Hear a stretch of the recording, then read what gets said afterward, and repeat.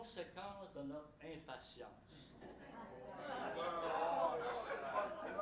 Il n'y a personne qui a des problèmes avec ça ici.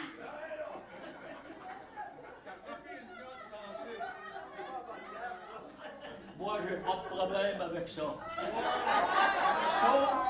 Sauf quand je suis sur la route. Puis qu'il y en a un qui est dans la travée de gauche. Puis qui avance pas. Puis qu'on y flash des lumières. Puis il comprend rien. Non, il y a bien des situations qui viennent nous mettre à l'épreuve sur la patience. Mais il y a des conséquences à l'impatience. Vous savez, Galates 5.22, il donne une liste de fruits de l'esprit. Je l'avais arrêté parce que ça chantait trop fort.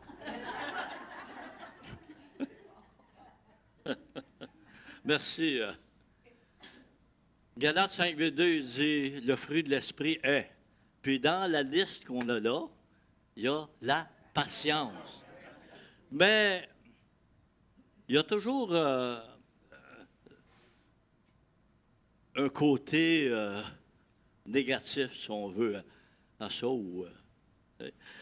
Il y a la patience, puis il y a l'impatience. Puis le fruit de l'esprit, on peut tout retrouver des contraires comme ça. Alors ce matin, on va parler de l'impatience. Parce qu'on a besoin de réaliser que l'impatience peut avoir de sérieuses complications, de sérieuses conséquences. Et pour cette raison-là, on a besoin de l'aide du Seigneur tout au long de notre vie pour acquérir ce fruit de l'esprit ou cette partie du fruit de l'esprit qu'est la patience. J'ai un verset de base qui va nous introduire dans la pensée de ça, des conséquences. C'est dans Psaume, le chapitre 106, le verset 13. On va lire quelques versets après, plus tard, là, mais juste un verset. Et là, bien sûr, le chapitre 106 des Psaumes, les versets 1 à 5, ça nous parle pour nous encourager à louer Dieu, puis à énumérer les bienfaits de Dieu. Puis après ça, à partir du verset 6, là, ça commence à parler du peuple d'Israël, tous les problèmes qu'ils ont eus, eux autres. Et le verset 13, je pense que c'est le cœur des raisons pourquoi ils ont eu toutes ces conséquences, tous ces problèmes-là, le peuple d'Israël. Parce que, tu sais, ça a beau être le peuple de Dieu, comme nous, on a beau être l'Église du Seigneur Jésus, mais on n'est pas tout à fait parfait, hein? En tout cas, je ne sais pas vous autres, mais moi, en ce qui a trait à la patience et beaucoup d'autres choses, il y a encore du chemin à faire. Amen. C'est sans doute pour ça que le Seigneur il dit, tu vas rester en bas encore un bout de temps, là, pour t'améliorer. Il dit, moi, je vais te travailler ça. Hein? Ça arrive-tu que vous sentez le Seigneur qui travaille dans votre vie, hein? Comme ça. Puis vous vous demandez, comment ça se fait que ça m'arrive, ça? Hein? Je n'ai jamais posé cette question-là, vous autres. Hein? Comment ça se fait que ça m'arrive? Verset 13 de Psaume 106, ça dit, « Mais ils se hâtèrent », ça c'est le peuple d'Israël, hein? « Ils se hâtèrent d'oublier ses œuvres, ils n'attendirent pas l'exécution de son dessein. » L'impatience. Pas capable d'attendre. Hein? T'es en arrière de l'auto en avant, puis je suis pas capable d'attendre, il faut qu'il se tasse de là. Hein? Je suis pas capable. Et donc, il y a plein de conséquences à ça. Ecclésiaste, il nous dit, mieux vaut l'aboutissement d'une affaire que son commencement. Alors, ça prend de la patience pour arriver à l'aboutissement. à l'exécution. Tu sais, le verset 13 parle, ils n'ont pas attendu que Dieu exécute son plan. Il voulait avoir la fin avant le commencement. Dieu, il y a un temps.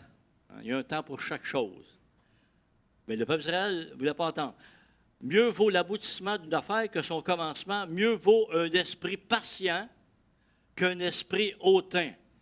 Quand j'ai lu ce texte-là, c'est intéressant qu'on met la patience en parallèle avec hautain. C'est comme de dire, ben celui qui est impatient, c'est un hautain. Et il faut s'arrêter pour réfléchir. Hein? Pourquoi est-ce qu'être impatient, c'est hautain? Bien, de un, on pense que moi, à partir du moment où j'ai une idée, il faut que ça arrive parce que moi, je l'ai décidé.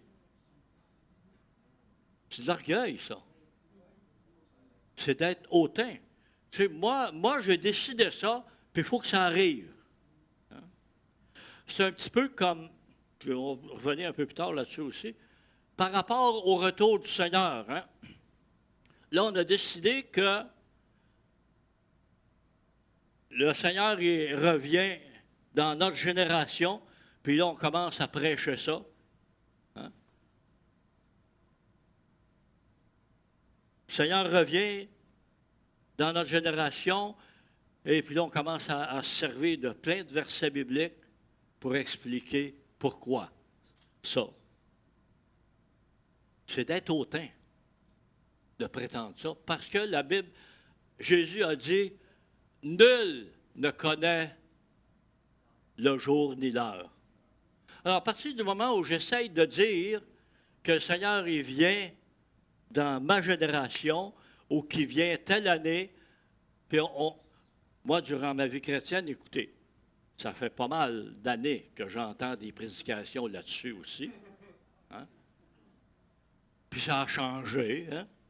On a changé l'année, on a changé la date, puis on a changé la façon d'expliquer. Mais ça revient toujours à la même chose. Tu sais. Moi, j'ai décidé qu'il revient dans ma génération. C'est tout ce qu'on espère, hein? Moi, je ne veux pas mourir. Moi, je veux que le Seigneur vienne m'enlever. Comment s'il y en a qui sont comme moi, qui aimeraient ça? 100%. Hein? 100%. On pense tous pareil, là. Mais vous ne m'entendrez pas dire de date. Jamais. Je l'ai assez entendu dans ma vie. Et c'est arrivé des fois que j'ai même lu un livre. J'avais lu un livre. J'ai lu plus qu'un, là, mais... puis, il y avait plein de bonnes explications. Puis là, je pensais, ben, il y a peut-être raison. Hein? Jusqu'au jour que la date arrive, puis le Seigneur n'est pas revenu. Hein? C'est bon. Il n'avait pas raison. Non, c'est ça. L'impatience nous fait souvent dire des choses ou faire des choses ou ne pas faire des choses parce que ça ne fait plus notre affaire.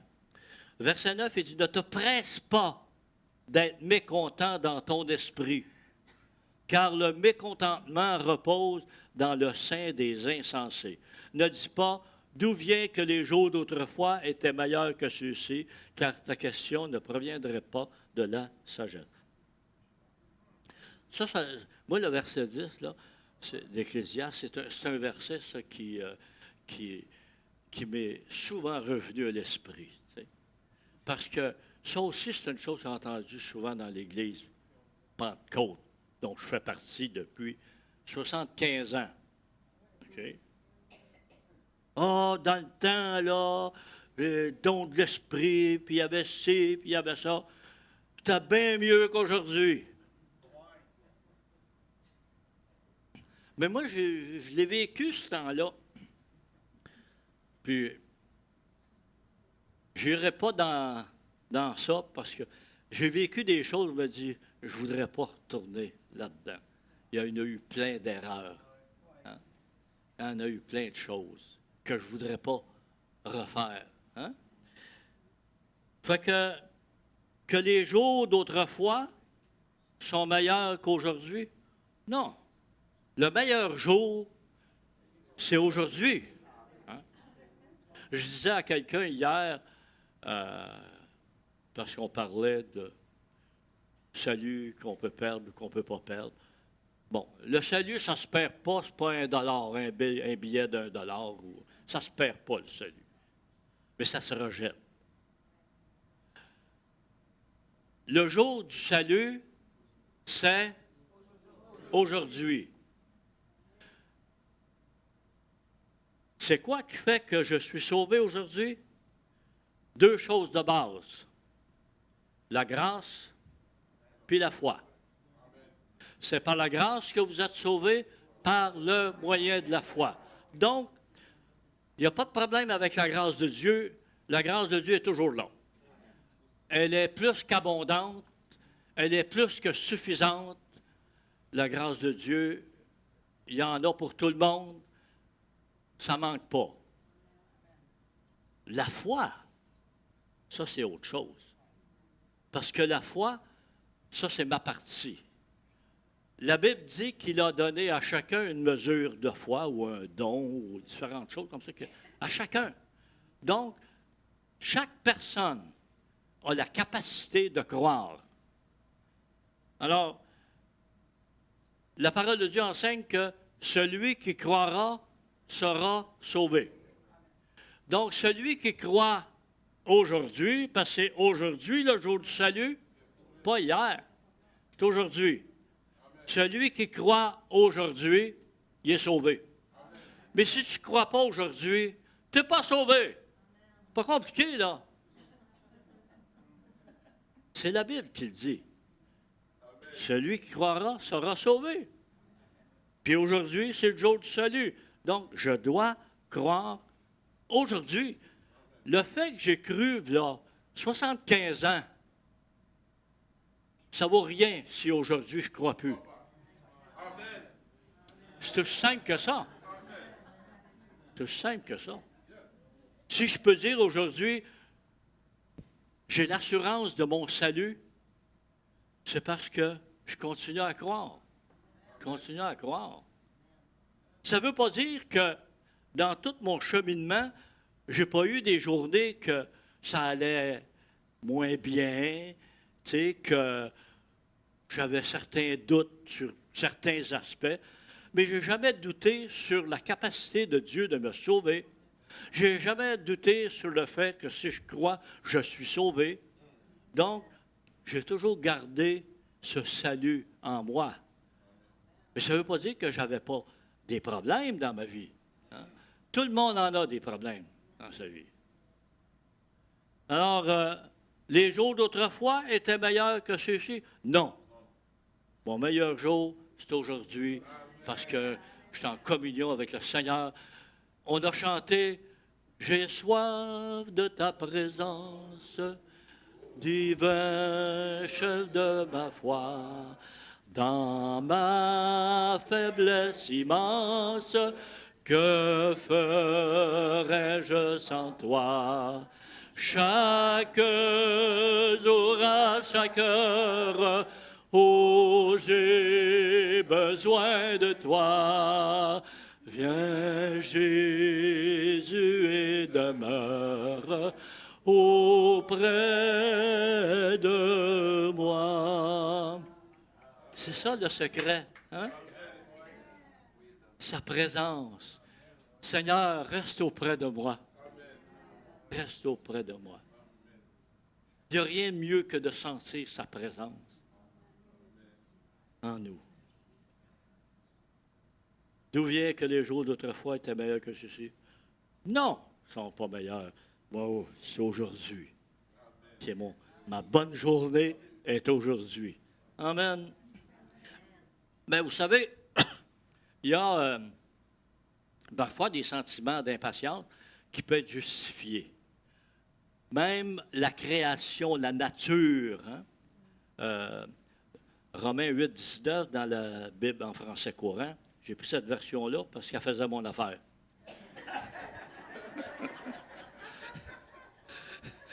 Vous n'avez pas ça, vous, des fois, des versions de Bible, puis j'aime bien cette phrase-là. Ben, moi, j'ai ça aussi. La création entière attend avec impatience, hein, le moment où Dieu révélera ses enfants. C'est intéressant, ça. La nature, la création de Dieu attend le jour où on va entrer dans la révélation de Dieu, dans le règne du Seigneur. Hein? Parce que la chute des enfants de Dieu, Adam et Ève, a amené la malédiction, mais la révélation des enfants de Dieu dans le règne du Seigneur va amener la bénédiction. C'est ça qu'on est en train de lire dans ce texte-là. Mais ce n'est pas mon sujet. L'impatience.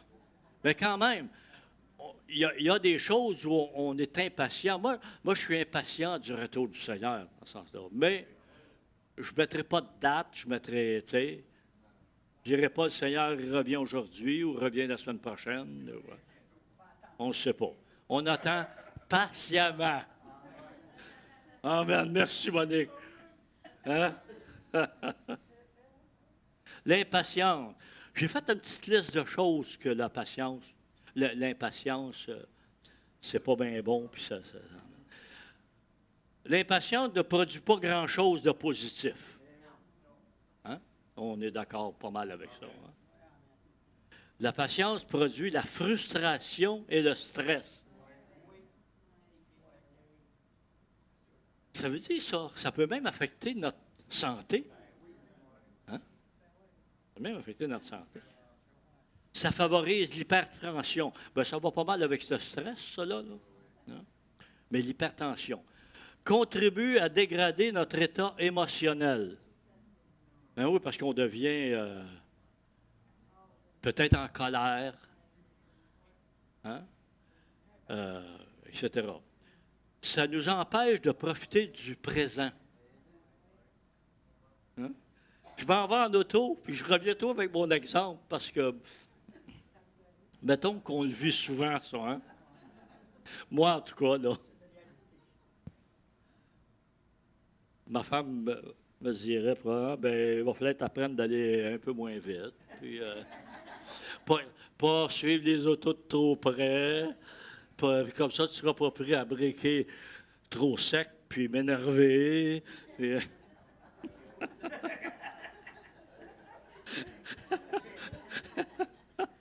Fait que mon GPS à côté, là, me rappelle souvent.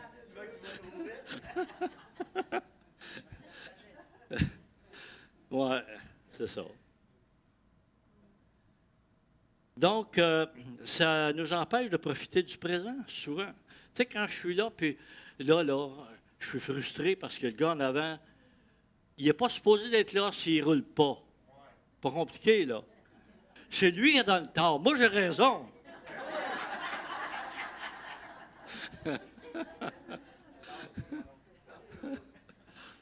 Mais je n'ai pas raison d'être impatient.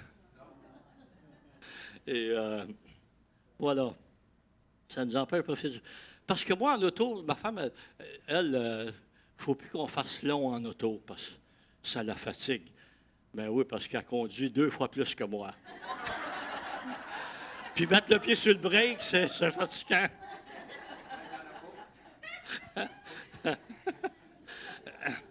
Mais moi, en auto, je peux rouler en auto toute la journée, puis ça ne me fatigue pas. Je relaxe en auto. Sauf quand il y a un gars en avant comme ça. Et voilà, ça m'empêche de profiter du présent parce que je deviens impatient. Puis, hein? c'est des situations qui nous font faire des erreurs aussi, hein, souvent. Ça brouille notre capacité de raisonner. Ça augmente notre anxiété. Alors voilà. J'imagine qu'on pourrait ajouter d'autres façons de le dire aussi, là, mais j'ai pensé que quelques points comme ça nous aide à comprendre. On revient au psaume 106, on a lu le verset 13. Mais on va lire, pas tout le chapitre, parce que c'est un chapitre qui est assez long, mais mettons une partie du chapitre, à partir du verset 6. Nous avons péché comme nos pères. Nous avons commis des fautes, des méchancetés. Nos pères en Égypte n'ont pas discerné les miracles et ne se rappelèrent pas la multitude de tes actes bienveillants. Ils furent rebelles près de la mer des joncs.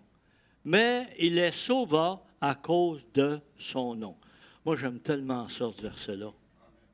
Hein? Il les sauva à cause de son nom. Ton nom seul est exalté, Seigneur. Hein? Pour faire connaître sa puissance, il menaça la mer des joncs, elle se dessécha, et il les fit marcher à travers les abîmes comme dans un désert. Il les sauva de la main de celui qui les haïssait. Il les racheta de la main de l'ennemi. Les eaux couvrirent leurs adversaires. Il n'en restait pas un seul. Ils crurent à ses paroles. Ils chantèrent sa louange. Mais, c'est ces mais-là dans notre vie, hein? Ils sont fatigants des fois, hein? Mais ils se hâtèrent d'oublier ses œuvres. Ils n'attendirent pas l'exécution de son dessein. Dans le désert, ils furent remplis de convoitises. Ils tentèrent Dieu dans la terre aride. Il leur accorda ce qu'ils demandaient, puis il envoya le dépérissement dans leur personne. Et vous savez, quand Seigneur met certaines choses dans notre vie, puis qu'on n'accepte pas d'être patient, d'attendre le temps de Dieu, etc., Dieu nous laisse aller. Hein? Il leur accorda ce qu'il demandait. Il les a laissés aller dans ce qu'ils pensaient, puis ça leur servi à les faire dépérir. Hein? C'est ça, là. Et c'est ça. Si Dieu nous fait attendre, il y a une raison. Soyons patients. Attendons l'œuvre que le Seigneur est en train d'accomplir dans notre vie. Ça va tourner pour notre bien. Mais si on commence à agir, puis à prendre les choses en main soi-même, ça va nous apporter des problèmes. Et on va parler d'Abraham. Tout un exemple, ça, Abraham. Abraham, c'est un homme patient. On peut dire à la base, c'est un homme patient. Vous savez, la fin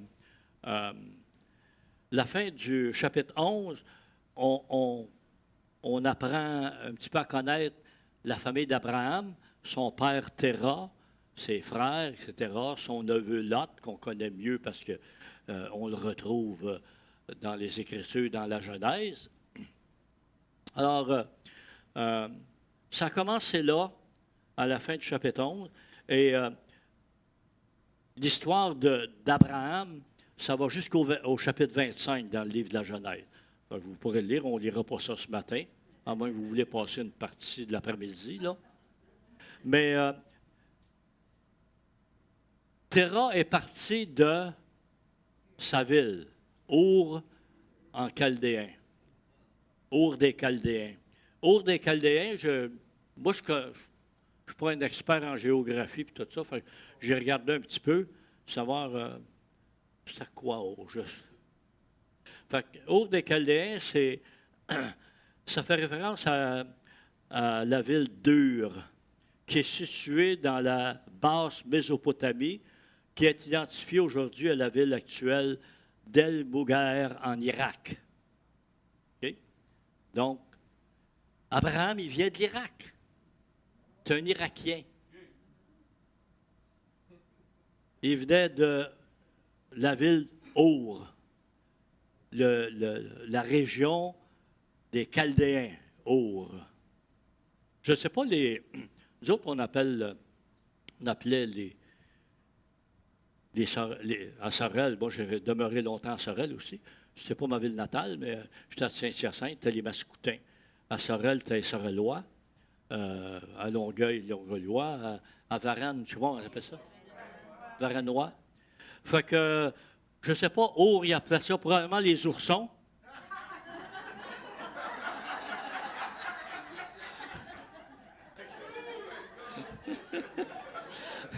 Je trouvais ça beau comme les oursons. Je ne sais pas comment s'y appelait ça, ceux qui habitaient Our, là, les Chaldéens. Alors voilà. On va revenir aux choses sérieuses.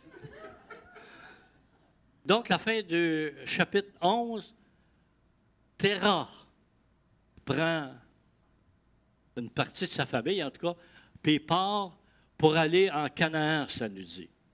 Alors, mon impression au départ, c'est que la vision d'aller dans le pays de Canaan, c'est Terah qui l'a eu en premier. Quoique, il y a des textes qui semblent nous dire que la vision, c'est Abraham qui l'a eue.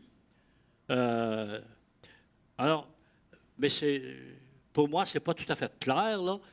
Mais chose certaine, c'est que ce soit Terah ou que ce soit Abraham, en quelque part, il y avait une vision, un appel de Dieu qu'ils ont partagé, parce que c'est pas toute la famille qui a suivi le père Terah, mais c'est Abraham, qui s'appelait Abraham d'ailleurs à l'époque, lui qui a suivi, puis avec d'autres de la famille, mais les autres frères, ils ne sont pas partis avec eux autres, là. Alors, mais ça nous dit qu'ils partirent pour se rendre en Canaan. Et là, juste un peu plus loin, ils arrivèrent à Haran, puis ils restèrent là. Fait que, peu importe que l'appel, la vision ait été donné à Terah ou à Abraham, Terah, lui, est arrêté là, puis Abraham est resté avec lui, là, à Haran. Ça nous montre, mettons que Abraham, qui était plus jeune, c'est un jeune d'habitude, hein, il est impétueux, puis il faut que ça marche, les affaires. Moi, en tout cas, j'étais comme ça. J'ai un petit peu cette tendance-là aujourd'hui, mais le Seigneur va calmer, là. Mais, fait qu'Abraham, il a fallu qu'il exerce la patience, là. Fait que mettons que c'est lui qui a eu la vision, ou mettons qu'il a bien partagé la vision avec son père, puisqu'il est parti avec, c'est le père qui l'a eu. Donc, il y avait dans son cœur, on s'en va en Canaan. Mais voilà qu'il arrive à Haran, puis il reste là. Ça met la patience à l'épreuve, ça. Hein? Parce que là, il ne se passe rien pendant des années. Quel âge qu'il a, Abraham, quand il part de Haran? Il a 75 ans. Le début du chapitre 12. Là, ça nous dit à qui Dieu a parlé. Au chapitre 11, la fin, quand Terah part avec Abraham, tout ça, c'est pas écrit à qui Dieu a parlé, à qui Dieu s'est adressé. Donc, on ne sait pas. Mais au début du chapitre 12, c'était Abraham. Et puis là, c'est un peu... moi, je suppose que, premièrement, il s'est adressé à Terah.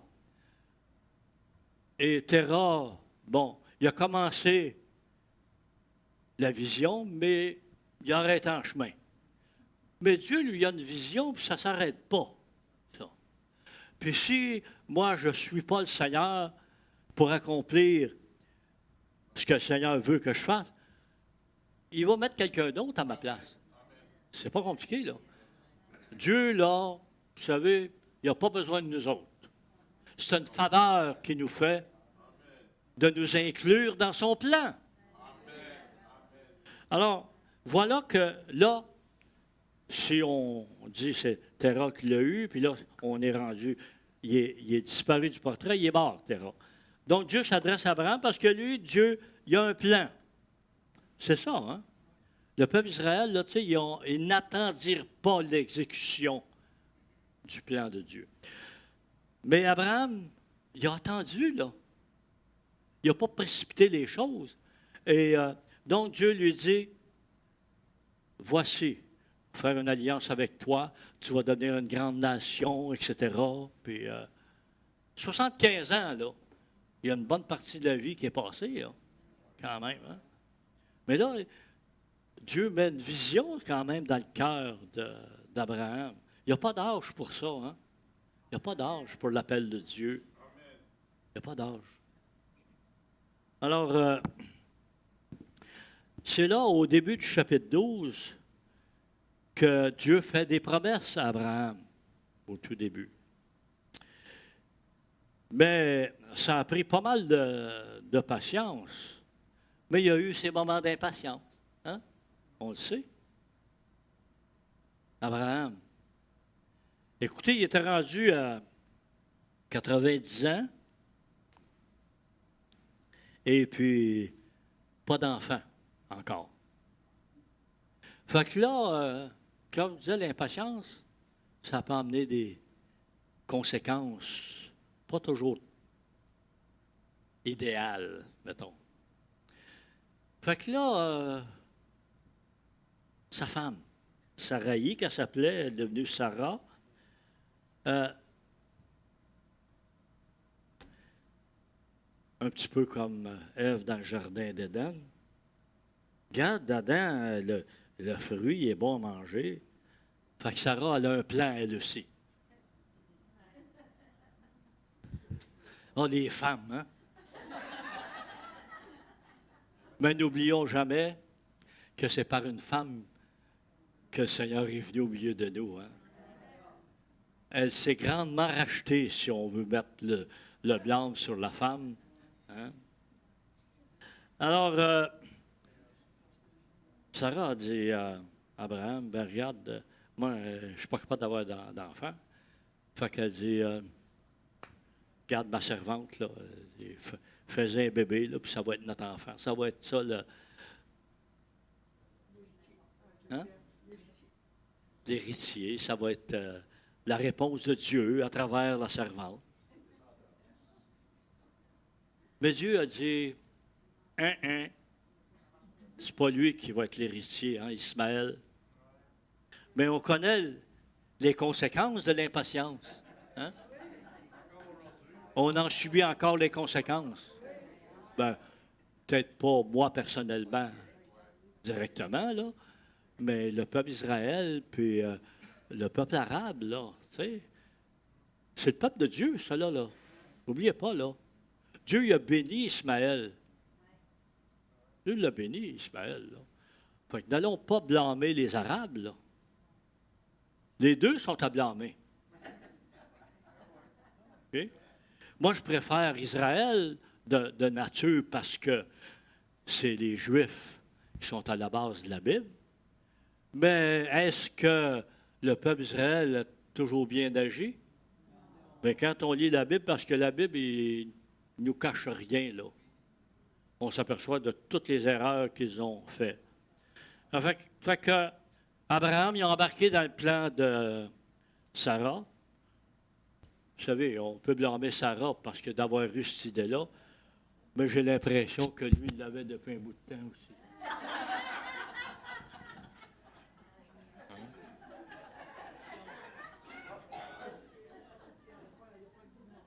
Fait que 99 ans, Dieu revient parler à Abraham, puis il dit, non, c'est pas lui, l'héritier. Il dit, tu vas avoir un fils.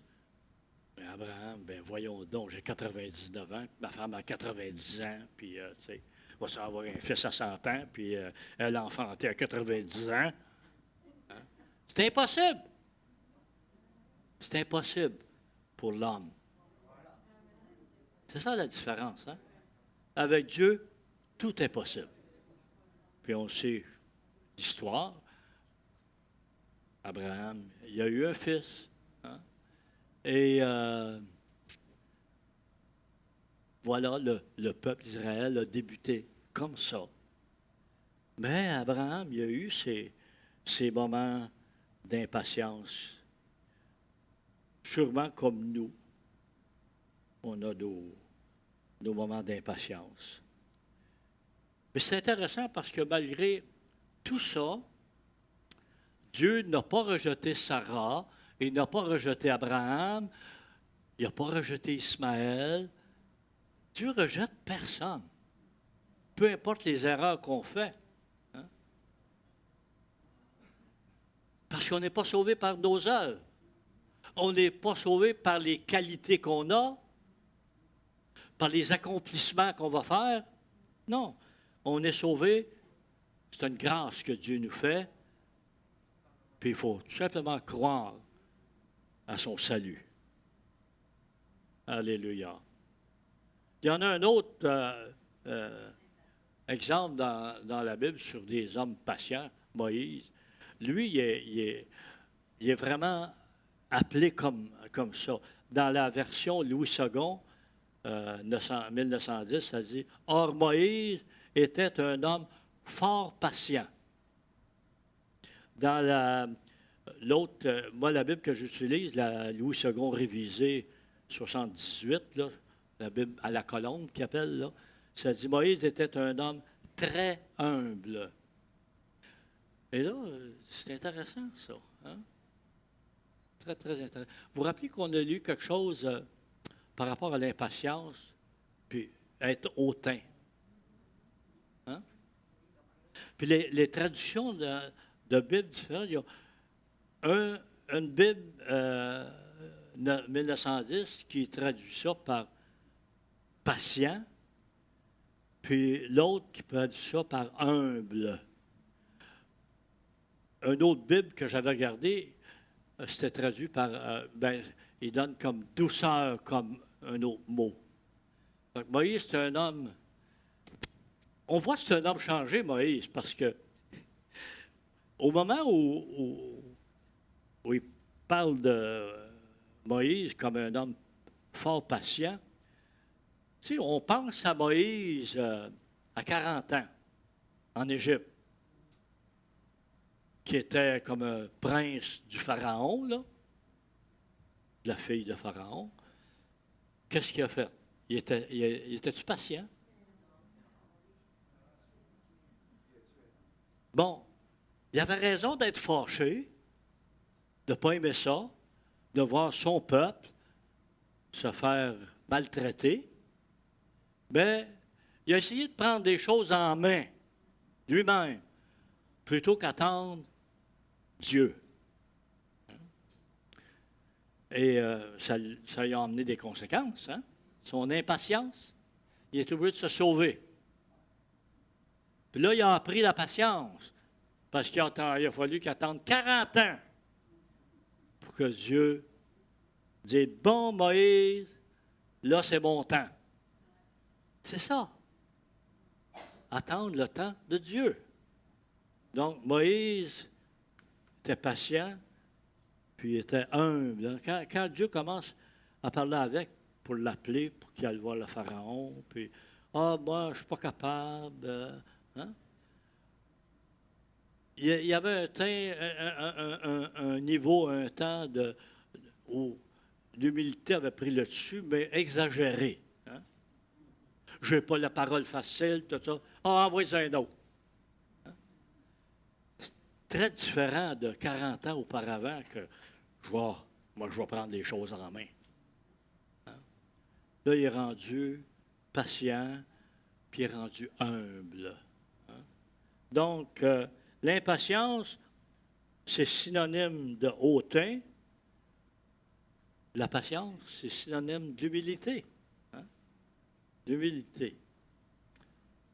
Seigneur, aide-nous à être humbles.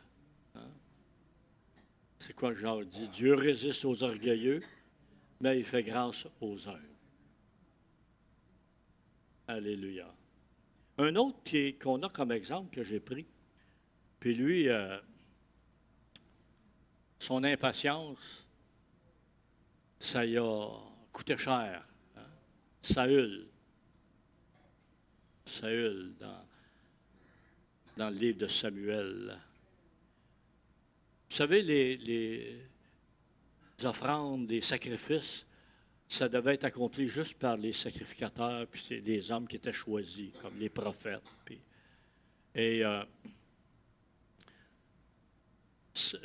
Samuel avait donné un rendez-vous à Saül à telle place, puis qu'il devait venir à telle journée, tout ça. Mais là, le temps passait, puis Samuel n'arrivait pas. Le peuple est impatient. Bon, c'est ce que Saül dit, puis il met la faute sur le dos du peuple, là, mais c'est peut-être vrai, là. Mais son rôle, ça aurait été de calmer le peuple. C'est lui qui est en autorité, là. Dire, on va attendre, Mais, alors, après avoir attendu un bout de temps, puis que Samuel n'arrive pas, alors Saül dit, « Amenez-moi l'Holocauste et les sacrifices de communion. » Il offrit l'Holocauste. Comme il achevait d'offrir l'Holocauste, voici que Samuel arriva. Dieu, il a un timing, hein? Ouais.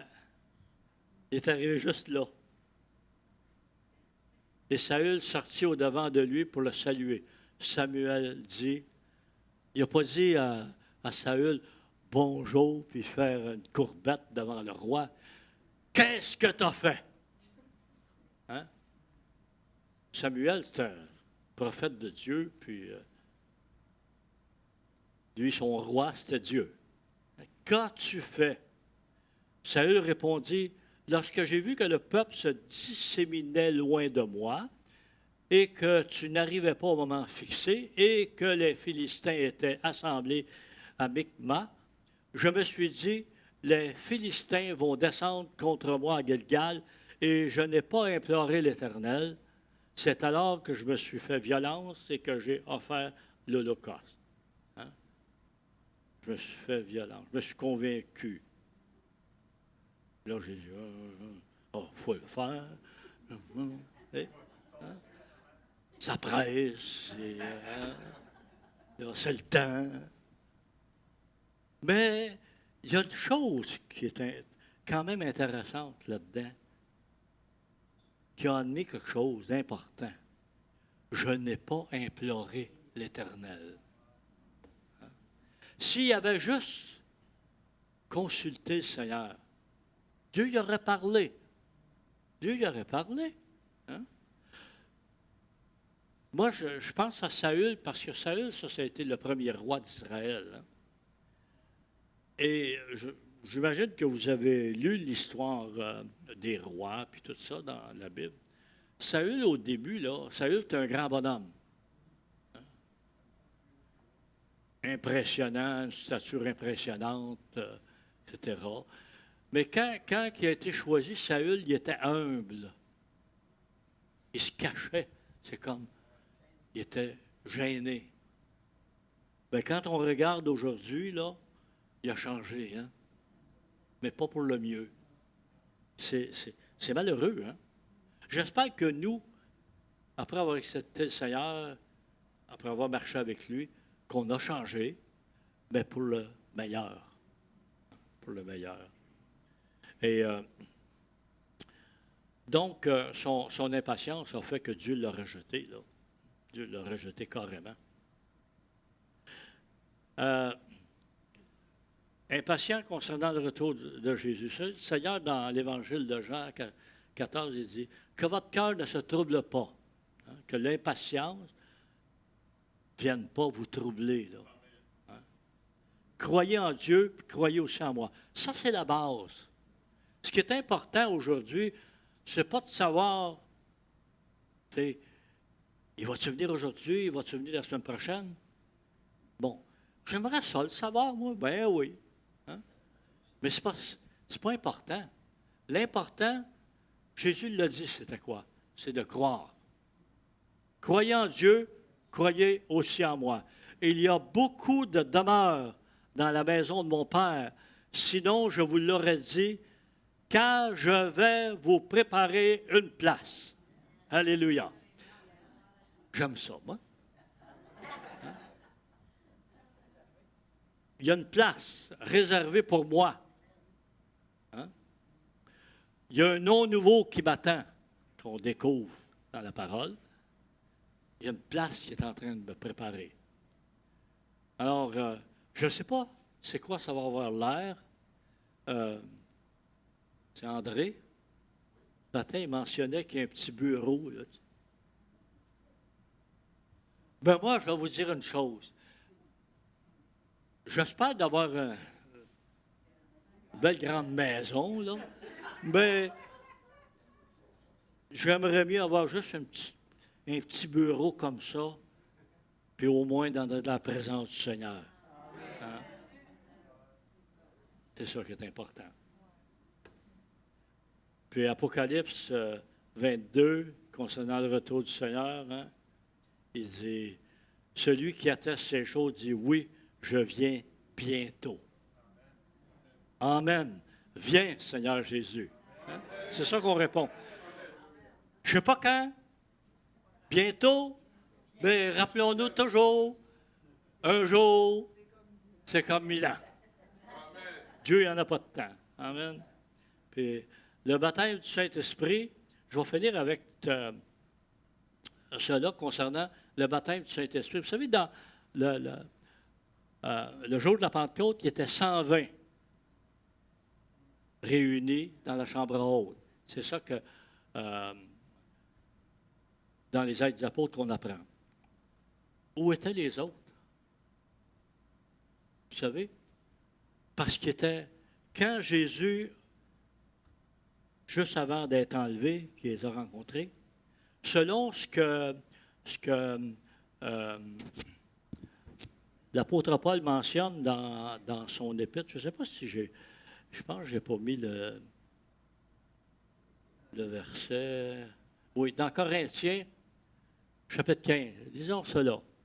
Je vous ai transmis avant tout ce que j'avais aussi reçu. Christ est mort pour nos péchés, selon les Écritures. Il a été enseveli et il est ressuscité le troisième jour. Paul est en train d'énumérer les événements, là, hein? Après la mort de Jésus, sa résurrection, qui a rencontré différentes personnes. Ressuscité le troisième jour, selon les Écritures, il a été vu par Céphas, qui est Pierre, puis les 12. Ensuite, il a été vu par plus de 500 frères à la fois. La seule place qu'on voit qui est mentionnée, qui était avec eux autres, avec eux, qui étaient tous ensemble, c'est au début des Actes des Apôtres. Fait que, on interprète cela, on comprend cela comme étant, il était 500 là. T'sais? Bon, mettons, il a fait un chiffron, là, l'auteur fait un chiffron. Mais dans la chambre haute, c'est mentionné qu'il était 120. Où étaient les autres? Tu sais? Parce que, qu'est-ce que Jésus leur avait dit, là, dans le premier chapitre des Actes des Apôtres?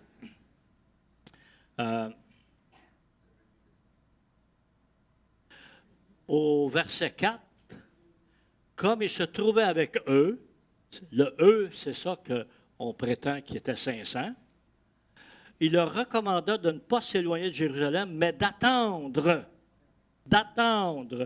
patiemment la promesse du Père dont, leur dit-il, vous m'avez entendu parler. Mais les 380 qui manquent dans la chambre haute, leur impatience leur a fait manquer le baptême du Saint-Esprit ce jour-là. Hein? Leur a fait manquer une expérience extraordinaire. Alors, moi, ce que je dis, c'est attendons l'action du Seigneur, du Saint-Esprit dans notre vie. Ne nous décourageons jamais. Vous savez, ils ont entendu, lorsqu'on calcule, ils ont entendu 10 jours dans la chambre haute. Là. Hein? Ils ont été patients. Fait on peut penser que les 500 sont montés dans la chambre haute, puis là, le lendemain, on dit, ben là, moi j'ai faim, je m'en vais. Hein? Fait que, tranquillement, il y en a 380 qui sont partis. Mais il y en a quand même 120 qui sont restés là. Hein? Qu'on soit parmi les 120 qui restons avec le Seigneur, qui poursuivons la vision que le Seigneur nous a donnée dans notre vie. Amen. Alléluia. Seigneur, on te remercie ce matin. On te remercie pour l'appel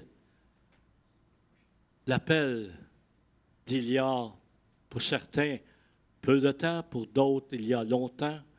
Merci pour ton appel, parce que tu es demeuré fidèle dans ma vie et dans la vie de plusieurs.